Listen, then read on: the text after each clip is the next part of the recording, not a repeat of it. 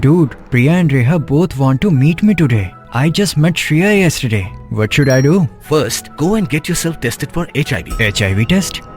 You have multiple casual relationships and unsafe sexual practices. So it is important to get tested for HIV. You are scaring me, bro. I'm not trying to scare you. I'm trying to make you aware. Having sex with someone without a condom carries the risk of HIV. Why are you always ignoring this? Do I have to remind you every single time? And yes, you seriously need to change your behavior. Okay, fine. I'm not ignoring it.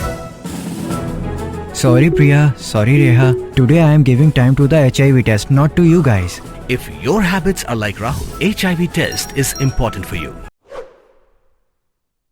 Joy Belsuyam Memorial Trophy Goman Lake Second Division Tournament Arja Arausan Atalaskan Sports Association TSA Lepo Kachakun Final Negas Ngi Padiga Maya Club Jalasiao Wakabam Kamar Yakani Yeleke Maya Club Jalasiao Rejab Yakabam Kamar Dalil Kawi Yakamaya Club Jalasiao the tap called Gabriel Siangsha Yakamnit Wach Pau while Lemiki the car Hakamnit Wandupa Wi Wanyao Pau Katwa Yakabam Kamar the tap Drangsing Mlem Hakamnit Walehan Ru Yainam best player wa yainam top scorer ya Ulemiki Dakar, kat wa yainam best goalkeeper ya Udame Dakar, kibawara na Maya Club Jalasiao. Kamaya Club Jalasiao kam ke champion ya ya kasong paisa ko so Powerjar, kat wa kabam kamar ya Ar Powerjar, wa ya gile woku cha first division house number 1. Ya kani ke final the one was saki daw Jesse Suyam umon kam EM ke JHADC, dewe emlang kumen lang shala presiden ke TSA.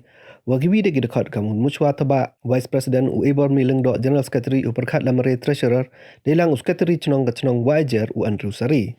To.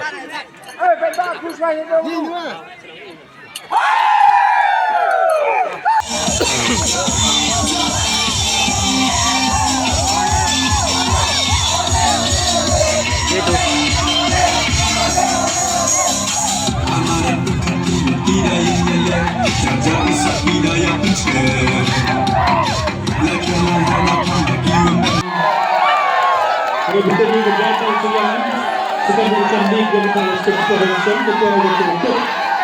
Kalau ini berkat yang disebutkan usaha di unai itu berpilihan goksil yang pi. Berkanjul berkat itu di volunteer yang usaha orang itu berabad berat. Nanggung yang usaha yang penting. Berkat yang di tim.